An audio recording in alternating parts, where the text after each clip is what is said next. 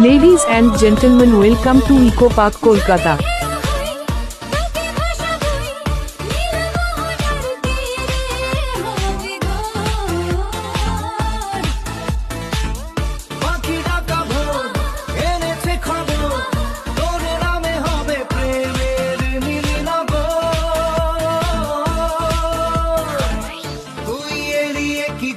তোরে মনে মনে নিজেকে ভুলে গেছি প্রায়, তোর হাসি যেন লেগে থাকে আঁকে বাঁকে, কি রোগে ধরেছে আমায়।